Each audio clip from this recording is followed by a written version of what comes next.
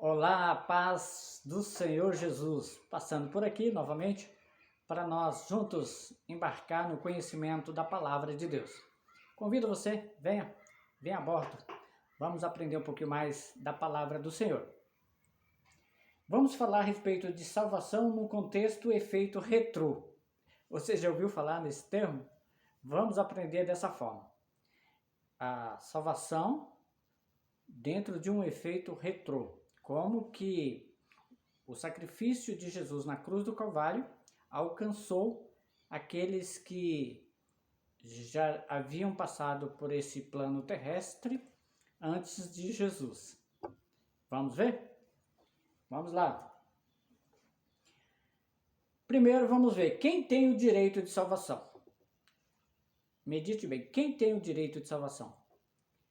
De acordo com o que está escrito no Evangelho que escreveu João 3,16, que diz: porque Deus amou o mundo de tal maneira que deu o seu Filho unigênito, para que todo aquele que nele crer não pereça, mas tenha vida eterna. Deus amou o mundo de tal maneira que deu o seu Filho unigênito, para que todos aquele que nele crê não pereça, mas tenha vida eterna. Ou seja, todos que creem. Todos que creem. Em relação ao pecado adâmico, podemos considerar que este sacrifício no livro de Marcos 16 e 16 diz que quem crer e for batizado será salvo. Olha só, isso dentro de um contexto da salvação em relação ao pecado adâmico. Ou seja, todos que estavam debaixo do pecado, de acordo com Romanos 8 e 23, que diz que todos pecaram e destituídos foram da glória de Deus, dentro desse contexto, no livro de Marcos 16, 16, diz que quem crer e for batizado será salvo. Crer, não tem como você alcançar algo se você não crer. E ser batizado é você confessar em público, é um ato cerimonial onde você confessa Cristo como seu único e suficiente Salvador da sua vida. Com essa confissão, com essa declaração, e dentro desse contexto cerimonial, né, simbolizando ali a morte e ressurreição de Cristo, você recebe a salvação dentro de um contexto do pecado adâmico, ok? Porque dentro de um pecado secular, a palavra já diz que aquele que permanecer até o fim será salvo. Olha só, nesse contexto do pecado adâmico, aquele que Jesus está recebendo a todos. Mas dentro de um contexto do pecado que nós cometemos durante o dia a dia, digamos assim, aí nós temos que permanecer até o fim para sermos salvos. É muito interessante aprendermos isso. No livro de Mateus 22, 31, onde Jesus menciona que Deus de Abraão, Deus de Isaac, Deus de Jacó, e que ele não é Deus dos mortos. Indica que nem Abraão, nem Isaac e nem Jacó, que eles estariam vivos. Olha só. Jesus diz que Abraão, Isaac e Jacó estariam vivos, que Deus não é Deus dos mortos. Aí nós vamos entender mais como, antes de Jesus, como eles poderiam estar dentro dessa questão, estar vivo, se o sacrifício de Jesus é que veio para nos dar a vida, e dentro do contexto que está o livro de Romanos 8 e 23, diz que todos pecaram e destituídos estão da glória de Deus. Aí vamos alcançar isso aí, vamos ver. Na carta de Paulo aos Hebreus, no capítulo 11, fala que Abraão, Isaac e Jacó alcançaram a promessa pela fé. É só ler lá o livro de Hebreus, a partir do capítulo 11, né? No capítulo 11, a partir do primeiro versículo, nós vamos entender que, né, os patriarcas, né, os nomes, né, das pessoas que alcançaram a salvação por intermédio da fé. Na carta de Paulo aos Romanos 4 e 3 diz que Abraão creu em Deus e isso lhe foi creditado como justiça. Abraão creu em Deus, mas esse crer em Deus não é um crer natural. Esse crer com a sintonia da fé. Às vezes quando nós falamos crer, aí a pessoa, mas até o diabo crê e não obedece, né? Crê que estremece, mas não obedece. Quando fala aqui a respeito de Abraão creu, fala que ele creu, né? E em sintonia, ou seja, ele creu de uma forma que alcançou pela fé. Não é crer e ficar fora, é crer e querer, é crer e executar.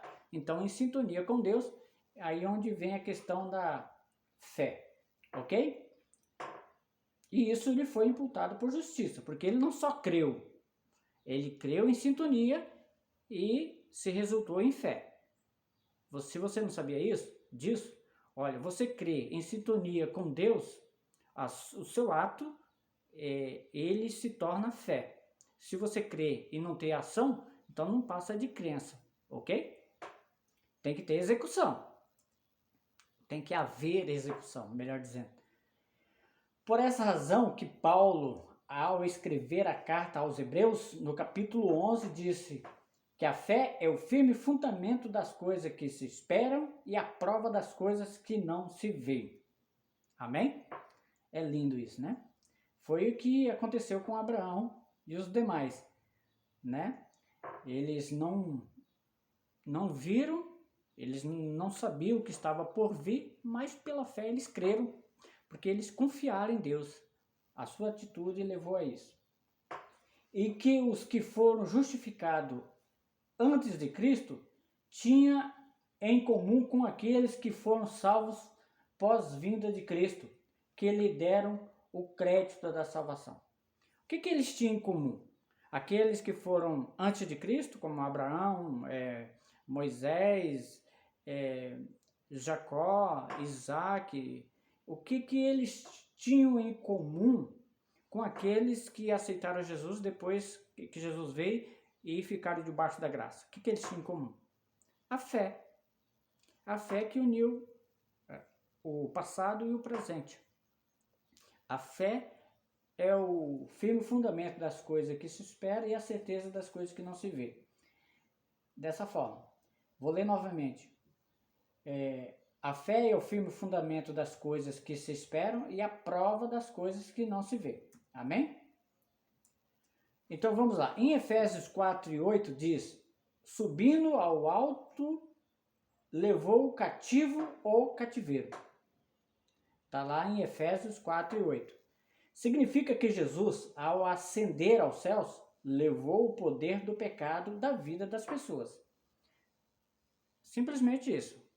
A consumação do ato, Jesus ele levou o poder do pecado sobre si, o pecado que estava sobre a vida das pessoas.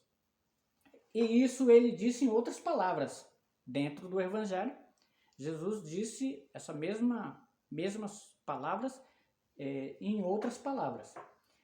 Está consumado. João, o Evangelho de Jesus, escrito por João, capítulo 9:30. Está consumado. Foi-me dado todo o poder nos céus e na terra. Mateus 28:18-20. Eu tenho a chave da morte e do inferno. Apocalipse 1:18. Praticamente a mesma coisa. Que Jesus, em consumar o ato, né, do sacrifício, ele agora tem todo o poder nos céus e na terra. Contudo, vamos entender isso aqui. Eu chamo a atenção para isso. Em relação ao sacrifício de Jesus com efeito retrô. Como que Jesus, com seu sacrifício, alcançou aqueles que veio antes de Jesus. A mensagem é focada neste ponto. Vamos ver. Contudo, é bom saber que o que sobrepõe o comportamento em relação à fé daqueles que vieram antes do sacrifício de Cristo, que culminou nas suas respectivas remissão, foi o fator consumação do ato sacrificial.